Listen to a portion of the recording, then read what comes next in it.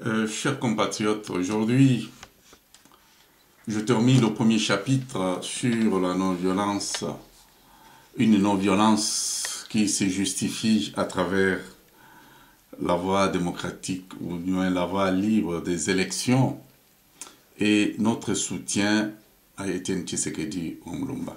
Donc aujourd'hui, nous allons passer à l'étape suivante, qui est l'étape de l'autodéfense maximum pour notre peuple. Pour rappel du premier chapitre, je voudrais tout simplement que nous puissions connaître que notre peuple devra savoir qu'il est le seul et il est le maître de son destin. Et nous devons éviter de croire que les Occidentaux viendront faire notre bonheur.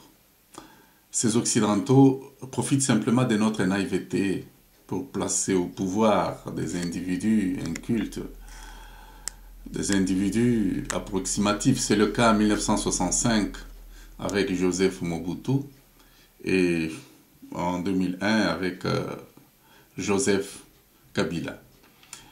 Donc sachant que si Etienne Tshisekedi a refait surface aujourd'hui sur la scène de la politique active, c'est pour aider notre peuple, notre pays à s'affranchir du sous-développement. Et c'est là pour plusieurs raisons positives soulignées précédemment. Ainsi, nous avons le devoir moral de soutenir massivement la candidature d'Etienne Tshisekedi. Nous sommes appelés à l'encourager, à le soutenir, à l'encadrer. Et donc, en portant Etienne Tshisekedi au pouvoir, au sommet de l'État, que peut gagner le pays. C'est très important. Je réponds que le pays gagnera beaucoup. Comme trophée, nous en aurons plusieurs. Prenons 4 privilèges. De 1, ceux qui nous insultent d'avoir porté au pouvoir Joseph Kanambe, un individu connu comme un inculte, tous ces gens-là vont se taire. Des 2, ceux qui nous insultent d'être un peuple naïf vont se taire. Troisièmement, les agresseurs de notre pays qui font une promenade décentée sur notre territoire vont refaire leurs calculs.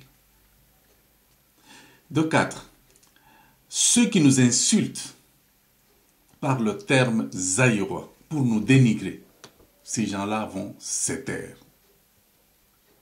Le peuple zaïrois, c'est un peuple grand, un peuple beau, un peuple dynamique, un peuple doté par Dieu des grandes ressources naturelles, envié par le monde entier. Donc voilà pourquoi nous avons la nécessité de comprendre pourquoi notre élection pour Etienne Tshisekedi au premier tour est un défi. Avec Etienne Tshisekedi s'ajoute Vincent de Paul Lunda Bululu à la primature. Ainsi, nous pourrons avoir, avec la présence d'Etienne Tshisekedi, l'idéaliste chef de l'État, et le pragmatique et pacifiste Lunda Bululu, Premier ministre et chef du gouvernement, notre pays à coup sûr supportera le poids des grands défis à relever. Voici quelques défis que je vais vous en citer quelques-uns. Premier défi, le retour de notre identité, de notre personnalité dans le concert des nations. Nous devons montrer au monde que nous sommes aussi un peuple qu'il faut respecter, avec des dirigeants qui ont étudié, qui ont un niveau universitaire. Nous allons leur faire voir que nous aussi, nous sommes des humains comme tous les autres peuples qui placent des grands professeurs à la tête de leur pays. Deuxième défi, c'est l'application des résolutions de la CNS. Et dès que nous aurons à mettre en place ces résolutions, sûrement 2 années, 3 années plus tard, Tshisekedi organisera les grandes élections transparentes qui porteront au pouvoir un grand leader, peut-être qu'il pourra même s'effacer. C'est ça le défi qui nous attend, mais il ne nous le dira pas. Mais nous devons comprendre, les signes ne trompent pas. Son âge, nous l'avons fait avec le Premier ministre Gisenga, qui a compris que ça n'allait pas, et il a cédé. Et Tshisekedi nous réserve des surprises, mais son souhait sera de placer après lui un homme capable, qui vient du peuple, un homme capable de conduire le pays vers les lendemains meilleurs. Un autre défi. Vous devez savoir que, avec 2 hommes à la tête du pays, Tshisekedi, Lunda Bululu, mais nous aurons un tableau de bord capable de bien orienter la progéniture. Donc, comme nous devons le comprendre, chers compatriotes, au grand mot nous devons donner, appliquer des grands remèdes.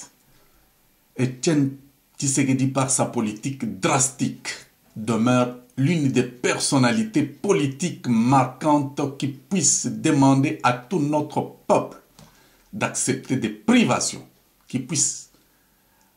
des privations pour atteindre des objectifs glorieux à moyen ou à court terme. Lunda Bululu, un professeur d'université connu, un homme qui a travaillé en Afrique, est l'unique premier ministre que ce pays ait connu, un premier ministre qui a démontré que l'on peut travailler dans des conditions difficiles et réussir à poser une puissante fondation. Voilà des gens. Bref, donc en fait nous sommes condamnés à lutter de concert. Nous sommes condamnés à sortir notre pays des griffes de la pauvreté.